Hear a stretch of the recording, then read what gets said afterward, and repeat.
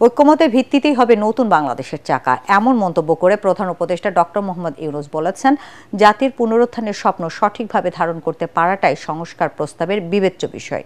দুপুরে 4 সংস্কার কমিশনের প্রতিবেদন গ্রহণ করে এসব কথা বলেন প্রধান উপদেষ্টা। নানা পক্ষের মতামতের ভিত্তিতে 3.5 মাস পর প্রতিবেদন জমা দিয়েছে সংবিধান, নির্বাচন, দুদক ও পুলিশ সংস্কার কমিশন।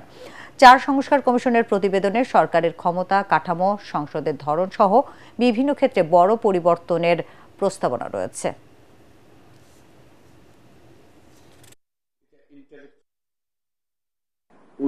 নতুন বাংলাদেশের চার্টার, সেই হবে চার্টার, সেই চার্টার মতৈক্যের ভিত্তিতে হবে, নির্বাচন হবে, সবকিছু হবে, কিন্তু চার্টার হয়ে যাবে জাতীয় কমিটমেন্ট, এটা কোন দলীয় কমিটমেন্ট না। আমরা আশা করছি সব দল এই চার্টারে সাইন অন করবে। ওই যে বললাম ঐক্যমত, যেটা তখন এটা আমাদের বাংলাদেশ জাতি একটা সনদ, যে সনদ আমরা বুকে নিয়ে অগ্রসর হব। জুলাই গণহত্যার বিচারকে গুরুত্ব দিচ্ছে সরকার। মার্চ থেকে ট্রাইব্যুনালে শুনানি শুরু হবে বলে জানিয়েছেন আইন উপদেষ্টা ডক্টর আসিফ নজরুল। আগামী নির্বাচনের আগে ট্রায়াল কোর্ট বা নিম্ন আদালতের বিচার কাজ শেষ হবে। তিনি জানান, ডক্টর ইউনূসের নেতৃত্বে জাতীয় ঐক্য কমিশন গঠন করা হয়েছে। 6 কমিশনের প্রধানরা এই কমিশনের সদস্য। দল নিষিদ্ধের বিষয়ে অনেক আইন আছে। জুলাই গণহত্যার বিচারের পর আদালতের রায়ের উপর নির্ভর করে কোনো দল নিষিদ্ধের বিষয়ে কি সিদ্ধান্ত নেওয়া হবে।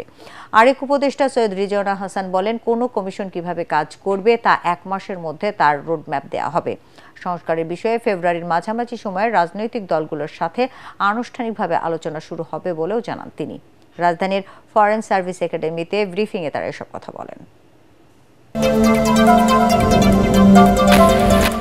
ক্ষমতার প্রভাব খাটিয়ে সাবেক প্রধানমন্ত্রী শেখ হাসিনা তার মেয়ে সাইমা ওয়াজেদ পুতুলকে বিশ্ব স্বাস্থ্য সংস্থার আঞ্চলিক পরিচালক বানিয়েছিলেন, এমন অভিযোগে পুতুলের বিরুদ্ধে অনুসন্ধান শুরু করেছে দুদক। সংস্থাটি জানায়, দুর্নীতির মাধ্যমে পুতুল বিশ্ব সংস্থার আঞ্চলিক পরিচালক হয়েছিলেন বলে তথ্য পেয়েছেন তারা। এদিকে দুর্নীতির অভিযোগে শেখ হাসিনার ভাগ্নি ব্রিটিশ এমপি টিউলিপ সিদ্দিক, তার বোন আমিনা সিদ্দিক, চাচা তারিক সিদ্দিক সহ 5 জনের নামে অনুসন্ধান শুরু করেছে সংস্থাটি। এছাড়া 259 কোটি টাকা পাচারের অভিযোগে সাবেক মন্ত্রী জাহাঙ্গীর কবির নানক, তার স্ত্রী ও মেয়ের বিরুদ্ধে মামলা করেছে দুদক। 193 কোটি টাকা পাচারের অভিযোগে সাবেক এমপি শামীম ওসমান ও তার স্ত্রী সন্তানের বিরুদ্ধে অনুসন্ধান শুরুর কথা জানিয়েছেন সংস্থাটি।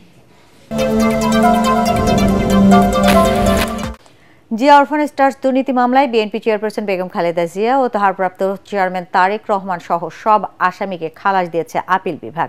বিচারিক আদালত ও হাইকোর্টের রায় বাতিল করে প্রধান বিচারপতি সৈয়দ রেফাত আহমেদের নেতৃত্বাধীন 5 বিচারপতির আপিল বেঞ্চ সকালে এই রায় দেয়। রায়ের পর্যবেক্ষণে সর্বোচ্চ আদালত বলেন, প্রতিহিংসা ও বিদ্বেষ থেকে এই বিচার করা হয়েছিল।